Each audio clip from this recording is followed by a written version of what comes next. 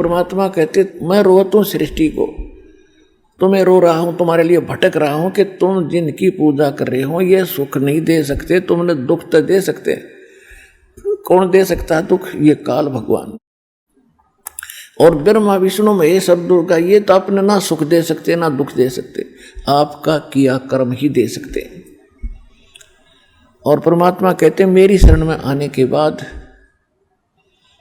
तुम्हारे कर्म के अंदर, प्रारब्ध के अंदर, किस्मत के अंदर यदि कोई पाप कर्म भी अधिक है उनको भी खत्म कर दूंगा, नाश कर दूंगा।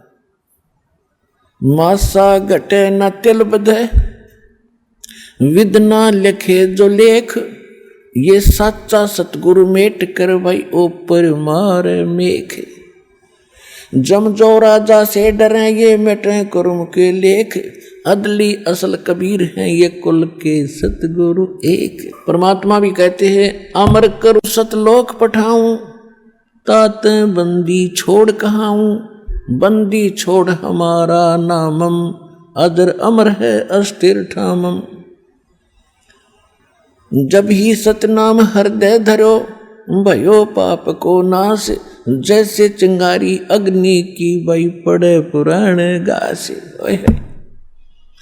परमात्मा कहते हैं मेरे पास एक ऐसा जालिम मंत्र है, इसका सच्चे ढंग से, सच्चे संत से प्राप्त होने के बाद आपके असंग जन्मों के जो संचित कर्म हैं या प्रारब्ध के कर्म हैं उनको ऐसे फूंक देगा जैसे सूखे घास को एक माचिस की तिल्ली से 1000 टन पड़ा हो, एक माचिस की सीख जला कर लगा दो, सारा भक्कड़ ठा देगी और फिर चलेगी तेज हवा, उसको कहीं का कहीं पटक देगी, ठाकर मैदान साफ हो जाएगा। ऐसे परमात्मा के सतनाम के अंदर वो पाप नाशक शक्ति है। जैसे सूरज के आगे बदरा, ऐसे कर्म छयारे, प्रेम की पवन करे चतुमुंदर जल के तेज नयारे। जैसे सूरज के आगे बादल, सूर्य के सामने बादल आ जाते हैं तो सूर्य का जो वास्तविक प्रकाश में प्राप्त नहीं हो रहा, जो लाभदायक है, और फिर तेज हवा चलती है तो बादल इधर उधर बिखेर देती है, तो सूर्य का वो स्पष्ट प्रकाश हमारे तक पहुंच रहा होता है। ऐसे आत्मा और परमात्मा के बीच में हमारे पाप कर्मों की ये बादल छा गए।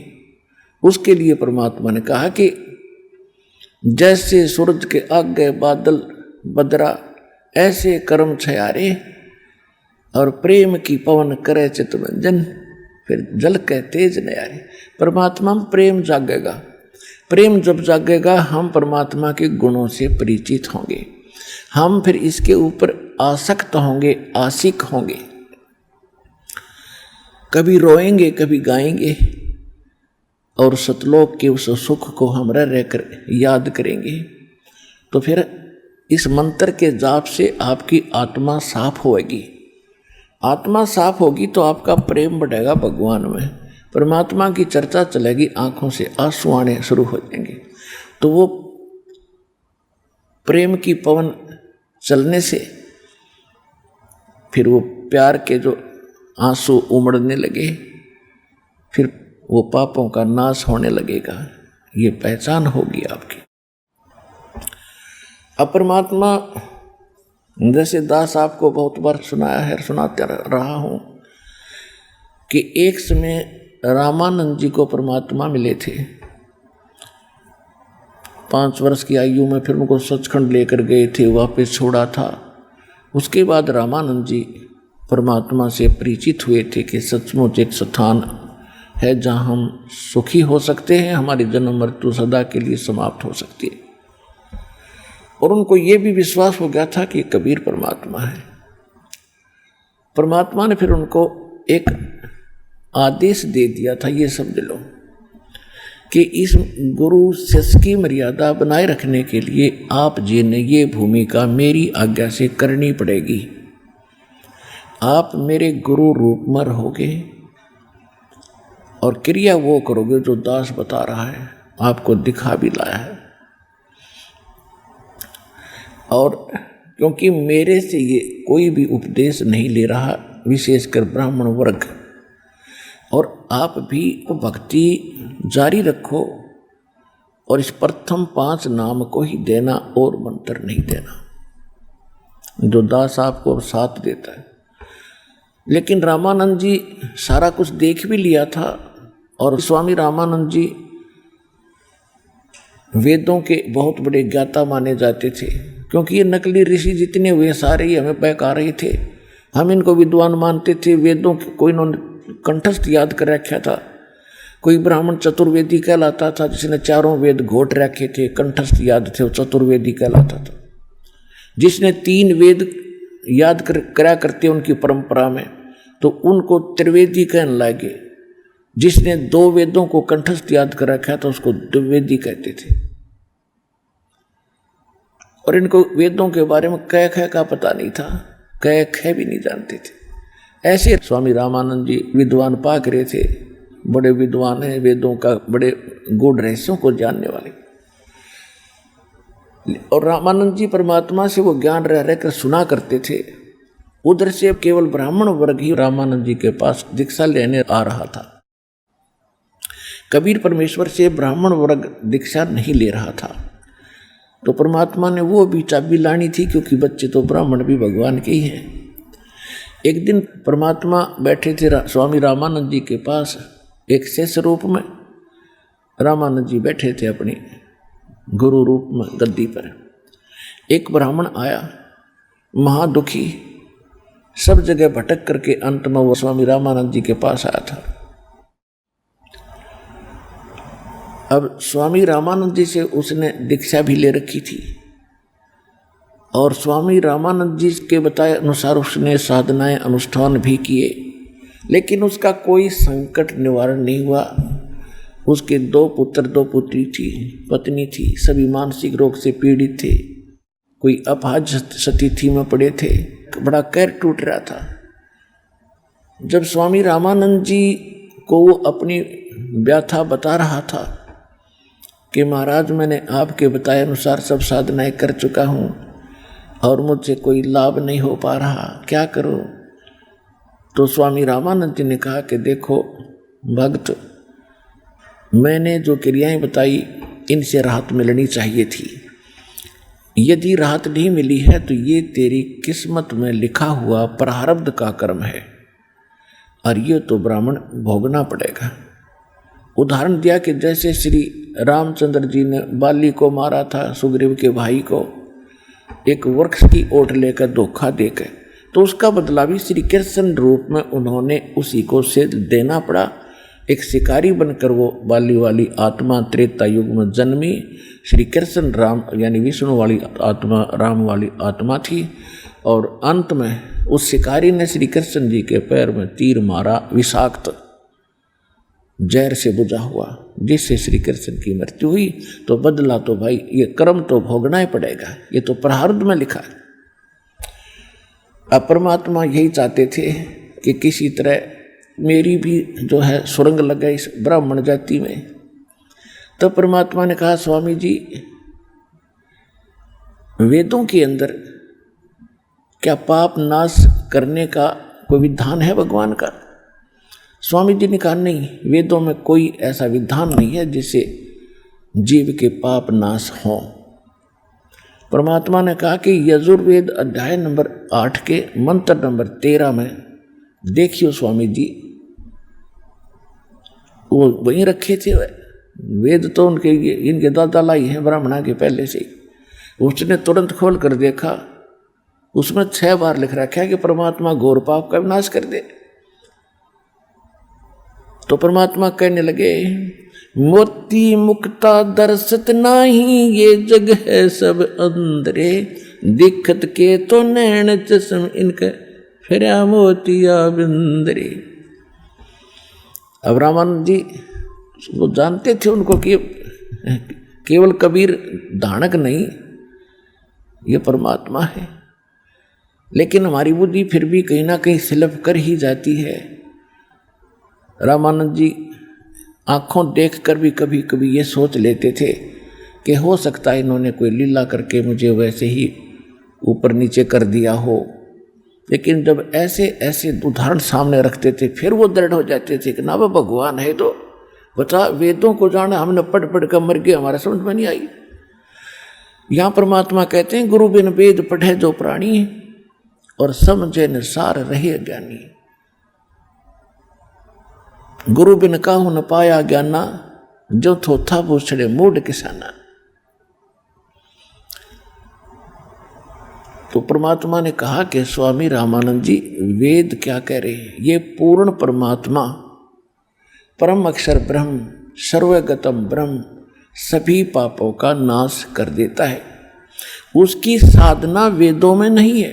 यजुर्वेद अध्याय नंबर 40 के मंत्र 10 में ये स्पष्ट कर देता है गीत वेद ज्ञानदाता कि परमात्मा को कोई तो साकार कहते हैं, कोई निराकार कहते हैं।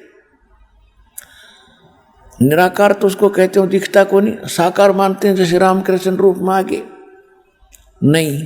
वेद कहते हैं परमात्मा उत्पन्न होता है या नहीं होता है, इसकी जानकारी तत्वदर्शी संत जानते हैं, उनसे मिलो। यही गीता अध्याय नंबर 4 के श्लोक 32 और 34 का आशय है। 32 में कहा कि सच्चिदानंद घन ब्रह्म यानी पूर्ण परमात्मा स्वयं अपने सतधाम से आकर सतलोक से यहाँ आकर के अपने मुख कमल से जो ज्ञान बताता है वो तत्व ज्ञान है। उसमें सभी धार्मिक अनुष्ठानों की यथार्थ जानकारी विस्तार से कही गई है। चौथे अध्याय के 34वें श्लोक में कहा कि उस तत्व ज्ञान को तू तत्वदर्शी संतों के पास जाकर समझ, उनको दंडोत प्रणाम करने से और कपट छोड़कर उनसे प्रसन्न करने से वो तत्वदर्शी संत तुझे उस परमात्म तत्व का वो तत्व ज्ञान बताएंगे। तो वो ज्ञान वो तत्वदर्शी संत तुम्हें नहीं मिला, जिस कारण से यह बात बिगड़ गई। और वो मंत्र स्वामी जी मेरे पास है जो ये सारे पाप नाश कर सकता है। अब दुखी आत्मा तो खोजती है कि तब भनक पड़ जाए। तो पंडित जी जो था दुखी, उसने पूछा जी आप कौन हो, कहाँ से हो? परमात्मा ने बताया मैं धाणक हूँ भाई दुल्हा, और कबीर मेरा नाम है, और वहाँ मेरी झोपड़ी है, और मैं स्वामी जी का शेष ताज़ा ताज़ा बना हूँ। अब वो जान गया कि शेष कौन है। ये ऐसी गजब की बात। स्वामी जी ने वेदों का कख भी ज्ञान निर्यो वेद मंत्र बतावे, वो तो पता पर पूछ के सामने जा लिया, माथा टेका जाके परमात्मा के चरणों में अकेला गया। जो ही मालिक ने सिर पे हाथ रखा वो भी एकदम टनों भार उतर गया। ओए होए होए, परमात्मा बोले नाम ले भाई, यो तो एक फर्स्ट एड है तेरी, ये बता रोग बहुत गणा तेरे अंदर, अब दीक्षा लेनी पड़ेगी ब्राह्मण। और एक बात और सुन ले, यदि तूने दीक्षा लेकर और कहीं लोक लाज कर दी और नाम भी नहीं बताया गुरु का शर्म के मारे, तो तेरे पे वो जो का तो कहर फिर दे देगा। ये काल बड़ा भयंकर है। ने बोला जी मैं तो मरा पड़ा हूँ और ब्राह्मण समाज ने मेरे तो के दे दिया, मेरी तो दुर्गति हो रही है। कहीं भी रिश्तेदारी में जाता हूँ मुंह मोड़ लेते, कोई चौनी भी नहीं देता। हे भगवान आज आपके आशीर्वाद से मुझे कितना सारा मिला।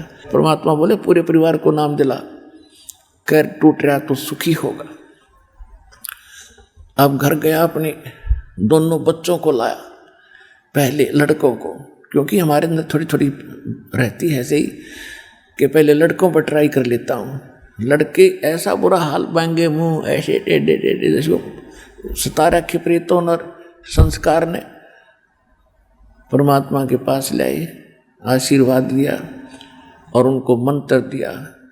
उनको काफ़ी उसी समय काफ़ी राहत मिली और धीरे धीरे हफ्ते 10 दिन महीने 2 महीने में कति ठीक हो गए। फिर दोनों लड़कियों को लाया, अपनी पत्नी को नाम दिलाया। फिर परमात्मा क्या नहीं करते, धीरे धीरे उसकी आर्थिक स्थिति भी बहुत सॉलिड होगी, सुदृढ़ होगी।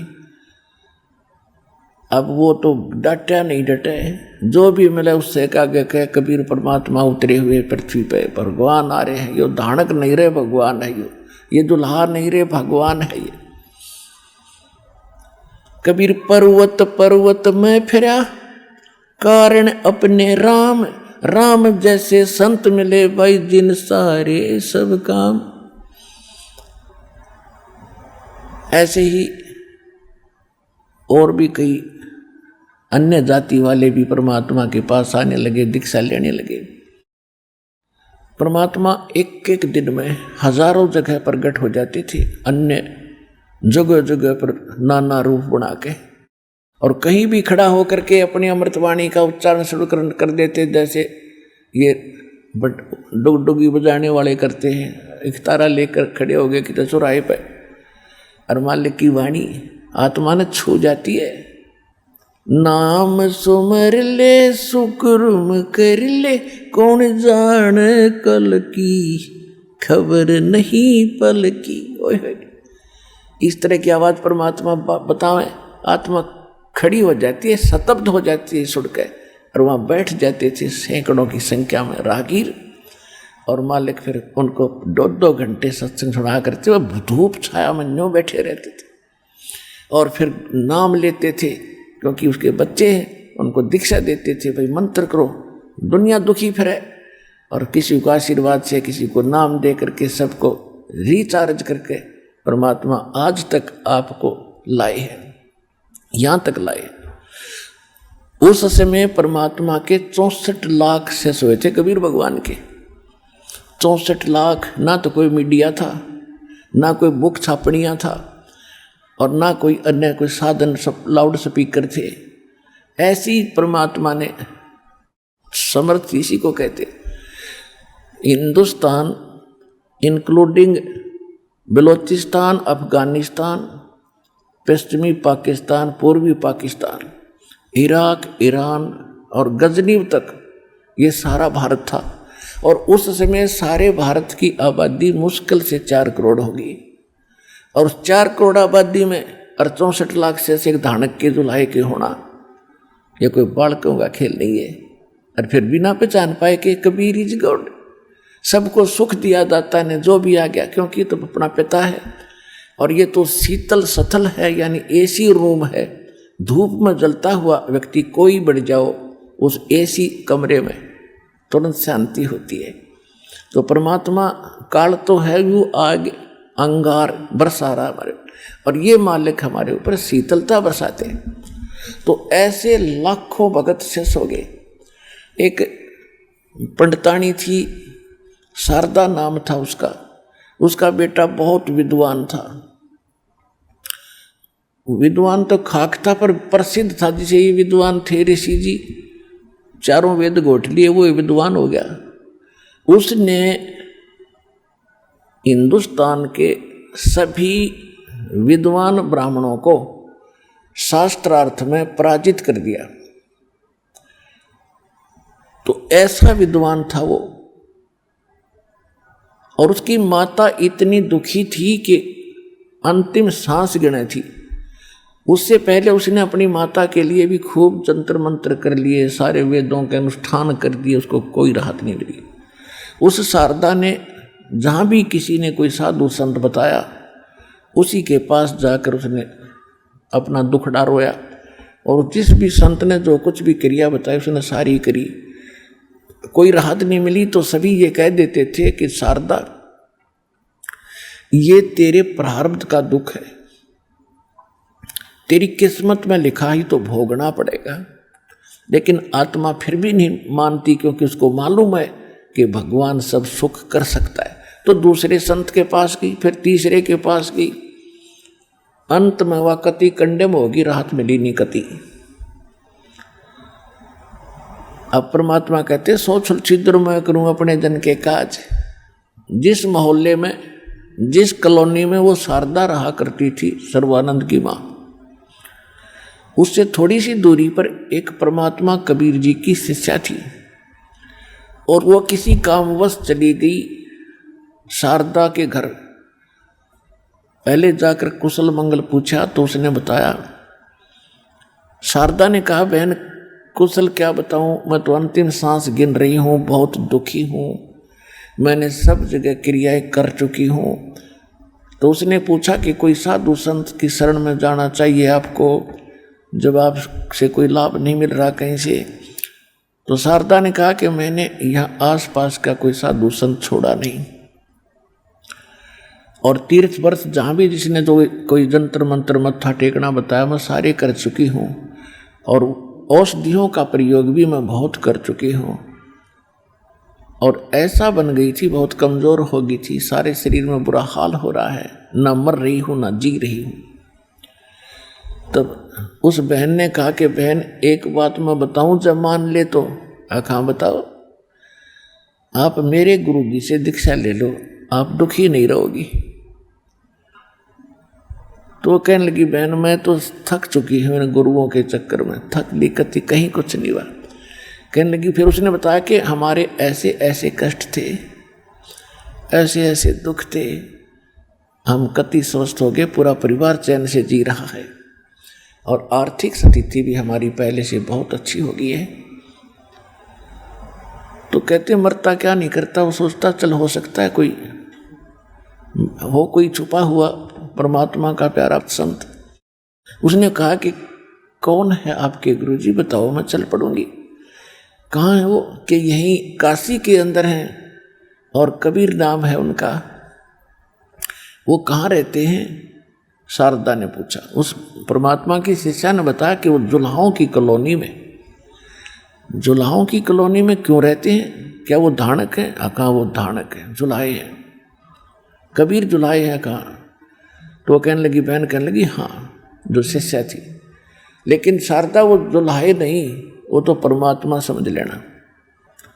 यानी इतने सुख तो भगवान ने दे सके जो वो दे रही है। शारदा बोली नहीं, मेरी तो इज्जत का नाश हो जाएगा, मैं पंडितानी और वो एक शूद्र दानक, मेरा तो जीना हराम हो जाएगा समाज में, मैं तो मर जाऊं बेशक पर उससे नाम ना लूं।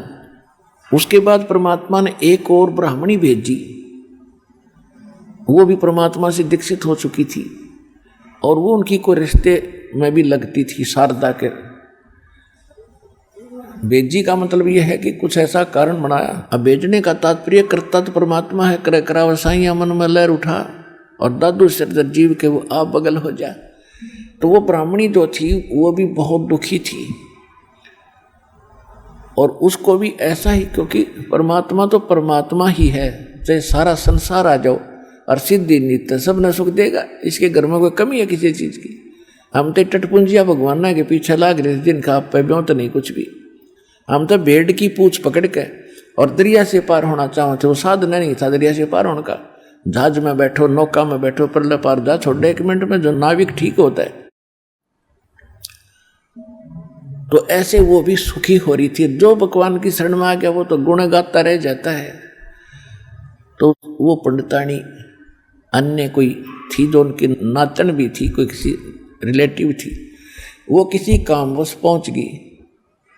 कुशल मंगल पूछा, देखा कि आपका तो बहुत बुरा हाल है, बहन क्या हुआ आपको?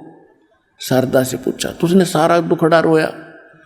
उसने फिर वही कहा कि आप हमारे गुरुजी से नाम लो, आप दुखी नहीं रहोगे, मैं सच्ची कह रही हूँ, सच कर मान लेना मेरी बात को। तो उसको कुछ आशा जागी कि ये तो पंडितानी है, कोई अच्छे महात्मा से नाम ले रखा होगा, कोई उच्च जाति का होगा। तो शारदा ने पूछा कि कौन है आपके गुरुजी? कि मेरे गुरुजी कबीर साहब हैं। अब उसने सुन रखा था कबीर साहब कौन है, कि वो धानक जुल्हा। अब वो पंडितानी कहने लगी, शारदा अब इस भाषा न छोड़नी पड़ेगी इतने, वो दुल्हा नहीं, वो परमात्मा उतरे आज के दिन में, इस पृथ्वी पर भगवान बैठे।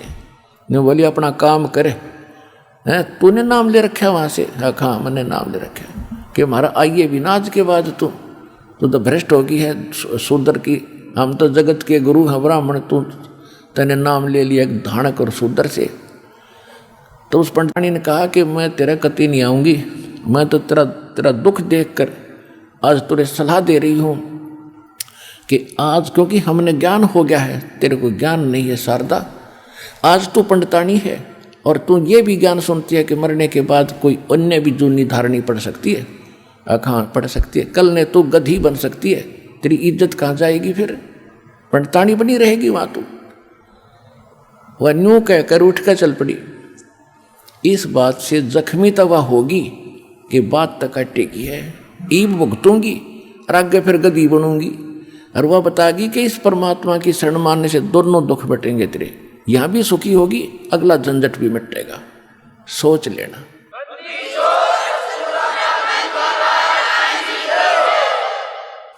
अब वो तड़पती रही, अब करूं तो करूं क्या, इधर गिरूं तो झेरा, इधर गिरूं तो कुआं। अब ये काम भी परमात्मा ही करेगा। एक दिन वही पंडित जो रामानंद जी की डिस्कशन में, चर्चा में परमात्मा से संपर्क हुआ था, वो भी शारदा का नाती था, किसी रिश्ते में रिलेटिव था। और शारदा को ये मालूम था कि उसके घर में तक कहर टूट रहा है, और कई जगह तो इकट्ठे जाया करते थे वो समाधान के लिए, दोनों, शारदा भी और वो भी अपने बच्चों समेत जाया करता था। परमात्मा कहते हैं अपने हंस के लिए मैं 100 छल छिद्र करता हूँ। अब पीछे तो मालिक पढ़ रहे थे उस भूतनी के, बनी बैठी पंडितानी कर बना कुतिया, मालिक कैसे देख ले। कहते जो जन मेरी शरण है ताका हूँ मैं दास, और गैल गैल फिरता रहूँ जब तक धरती आकाश। वो हमारे लिए भटक रहे हैं, रो रहे हैं, कैसे कारण बना के इस काल ने इसे के लिए बना दिए, हमारे हिंदू मुस्लिम सिख ईसाई बना के और ब्राह्मण ये जाति बना के कि कौन पहुँच जाए इन तक, और कोई कह दे साची तो मार दो काट दो, कोई बात है ये। ज्ञान सुने समझ में आओ तो ग्रहण करो ना मत करो, ऐसा जुल्म कर दिया। और वहाँ तक पहुँचना कि हंसी खेल था मालिक तक। लेकिन ये भी परमात्मा है, कोई बालक नहीं है। अब उसकी कोई सा काम आ गया, वो भी उनके घर के आसपास से जा रहा था, उसने सोचा चल मिल चलता हूँ। वो भी बहुत दुखी रहा करती थी, कुछ ठीक हुई या कुशल मंगल पूछ लूँ। जब वो वहाँ पहुँचा, उसने पूछा कि शारदा क्या बात, बहुत और भी वीक होगी तुम तो पहले से भी। उसने कहा कि शारदा ने कहा जी बहुत दुखी हूँ मैं तो अंतिम सांस गिन रही हूँ, अब पता नहीं कब ये सांस निकले, मैं मर जाऊँ तो बढ़िया। तो उसने कहा उस पंडित जी ने कि पंडितानी मिश्रानी तेरे दुख का अंत हो सकता है, ऐसा महापुरुष मेरे हाथ लगा है, और आप हमारे गुरु जी से दीक्षा ले लो, सुखी हो जाओगे। शारदा ने सोचा ये तो पंडित जी है और पहले भी मेरे साथ घूमता फिरता था। तो उसने पूछा क्या तुम बिल्कुल ठीक होगे कि सारे ठीक होगे? और एक रोटी के मोहताज बने फिरे थे, आज मेरे सारे सुख दे दिए मालिक ने। अब वो बैठ गई चारपाई पर, बात बनेगी जब ये परिवार सुखी हो गया, आज इसका चेहरा खिला दिखाई दे मुझे, जो उस दिन मुझे मिला करता उस दिन क्या हालत थी इसकी। तो उसको ये भी था कि ये किसी पंडित या किसी अच्छे संत उच्च जाति से ही संबंधित रहा होगा। तो शारदा ने पूछा कि कौन है आपके गुरुजी, मैं नाम लूंगी। जब आप ठीक हो गए और आपका परिवार स्वस्थ है तो मेरा भी दुख अंत हो सकता है, मुझे कुछ आशा जगी है। आपके गुरुजी कौन है, कहाँ है, मुझे ले चलना उसके पास। तो उन्होंने बताया कि मेरे गुरुजी कबीर परमेश्वर है, कबीर साहब। वह फिर लेट गई। वो धानक कबीर। तो पंडित जी बोला मिश्रानी भूल जाए इन बातों को, वो परमात्मा स्वरूप हैं। और देख मेरी क्या हालत थी, मैं किसी रिश्तेदार के पास जाता था तो समझ जाते थे कुछ पैसे मांगण आया होगा, और दूर से ही मुंह उनका चेहरा मुझे पता लगता था कि मुझे देखकर कितने नाखुश हैं, और आज वो मेरे से उधार ले जाते हैं। इन समाज ने क्या दिया था मेरे को, और तू इस समाज के चक्कर में अपना जीवन नाश मत करे। ने बोली ना, मेरे बस की बात को ना, मैं ना लूँ नाम, मर जाऊं बेशक। देख काल ने कैसी अड़ा रखा लठ इस मान मर्यादा का, लेकिन मालिक कच्चा को नहीं तोड़ कर छोड़ेगा इसने। उसी कॉलोनी में जिसमें शारदा रहा करती थी, वहाँ परमात्मा के बहुत से शिष्य हो गए थे, क्यों उनके पास तो दुखी आया करते, सुखी तो ये राम कृष्ण नरमंद राम घंटी बजाते फिरे हैं इन रुते को ना, क्योंकि ये सोचा ही इन घंटी बजाने तो मैं सुख हो रहा है, वो चल रहा है उनका प्रारब्ध, पिछले जन्म का संस्कार चल रहा है। जब कैर टूटेगा ये मंदिर धीरे धराए रह जाएंगे, फिर धक्के खाते फिर कोई बाबा जी पा जा कि तो और छिट्टे झाड़ा लुवा लिया। तो पहले कहाँ गई वो पूजा जिसको तुम पहले करके ये सोच रहे थे हम सुखी ही नहीं से हो रहे, तो दुखी दुखी जाते थे। एक बहन वहीं रहा करती थी और परमात्मा का उन्होंने सत्संग रखवा दिया कि भगवान हमारे घर सत्संग कर दो। आका अच्छा बेटा, संगत थोड़ी थी, भगवान घर घर जाके सत्संग करते थे कि सत्संग सुनने आएंगे तो हो सकता है ज्ञान सुनेंगे क्या किसके भाग जाग जा। तो वो क्या करते थे, जो सत्संग करवाते थे आसपास मोहल्ले में सबको निमंत्रण दिया करते कि हमारे सत्संग हो गए, हमारे गुरुजी आवेंगे, आप भी आइयो। तो ऐसे मोहल्ले के लोग कुछ लाज शर्म में भी जाया करेंगे, भाई उनका अनुष्ठान है, जाना चाहिए, कल हमने भी करना, ये हमारे भी आ जाएंगे। शाम का समय, क्योंकि दिन में परमात्मा ने व्यवस्था बना रखी, दिन में अपना काल के ये कोल्लू में जुड़े रहो, रात तो अपनी ये है, दिन में काम करो, रात में राम बजो और सत्संग सुनो हमारा। तो शाम का सत्संग करते थे भगवान विशेष कर। तो वो बहन जो जिसने सत्संग रखवाया था वो शारदा के घर गई और शारदा से कहा, बहन हमारे घर हमारे गुरुजी आएंगे, आप भी आइयो। और आप तो बहुत दुखी हो, आप नाम लेकर देखो पंडितानी, देखिए फिर गुण गाया करेगी, आज आपने दुल्हा दिखाई दे से, ये परमात्मा आए हुए परमात्मा के तुल्य हैं। शारदा बोली, भाई देखो आ जाऊंगी। उसने औपचारिकता से कह दिया कि आ जाऊंगी, या नाराज ना होगी, ठीक से बहन आऊंगी। अगर सोच रही थी मैं ना जाऊंगा, फिर उसने परमात्मा ने प्रेरणा करी। अब क्या सोचा शारदा ने, सभी कह रहे हैं ठीक कर देते हैं, स्वस्थ हो जाती है, ऐसा सब होता है। तो उसने सोचा कि मैं जाऊंगी और गुप्त रूप से जाऊंगी, यदि मेरे को आशीर्वाद देने से कुछ राहत मिली तो मैं नाम ले लूंगी, नहीं तो उठ कर जाऊंगी। ये सोचकर वो मुंह पर पर्दा डाल के घूंघट काट के निकाल के, और भी भगत आ रहे थे, माइयाँ भी आ रही थी, भगवान सामने आसन पर बैठे थे, एक जोत जलाया करते दाता देसी घी की खड़ी, वो दीपक रोशनी का भी काम करती थी और यज्ञ हवन का भी काम करती थी। सत्संग के दौरान वो जलाई रखी थी, टिमटमाता प्रकाश था, स्पष्ट चेहरे दिखे नहीं थे, सभी आ रहे थे, भगवान के चरणों में मत्था टेक रहे थे, अपना अपना स्थान माई बहन अलग अलग ग्रहण कर रहे थे। अब शारदा भी आई मुंह पर घूंघट डाल कर कि अड़ोस पड़ोस वाली ना पहचानने या पंडितानी आएगी, और जैसे मत्था टेक रहे थे चुपके से वह भी मत्था टेक्या। परमात्मा ने सिर पर हाथ रखा और कहा कि सर्वानंद की माँ, आज दानक के चरणों में क्यों कराएगी तू, आज दुल्हे के पास क्यों कराएगी तू, कैसे आएगी, तेरी इज्जत का नाश हो जाएगा। के कहोगे देख उसका मुंह पर्दा न्यू करके देखो भैया, सर्वानंद की माँ है। परमात्मा बोले पंडितानी। अब परमात्मा ने जो ही हाथ रखा था उसी समय उसका जैसे टनों वजन हट गया, वो सिर पर था, और जो पीड़ा को घसीट रही थी वर्षों से वह छू मंतर होगी एकदम।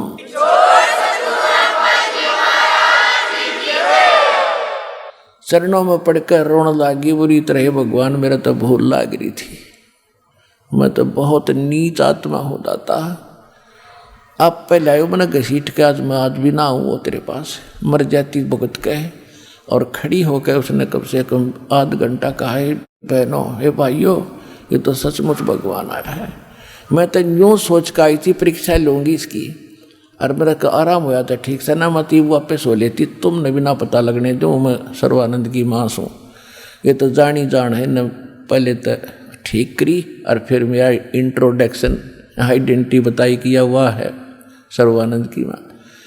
वहीं बैठ गई, परमात्मा बोले ये तो फर्स्ट एड है तेरा, अभी रोग बहुत है जन्म और मरण का, और दीक्षा लेनी पड़ेगी। अब दीक्षा लूँगी महाराज, दीक्षा लूँगी, और समाज भाड़ में जाओ, कति देखो भी कोई ना।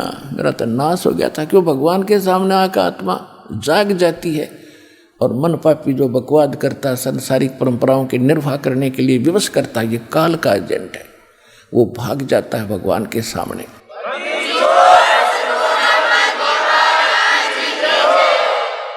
अब परमात्मा ने दीक्षा दी, फिर ज्ञान सुनाया, 2 घंटे 3 घंटे परिपूर्ण कर दिया। आत्मा तृप्त होगी, और थक चुकी थी सब जगह के सब झूठे पाखंडी हैं, कोई संत नहीं पृथ्वी पर।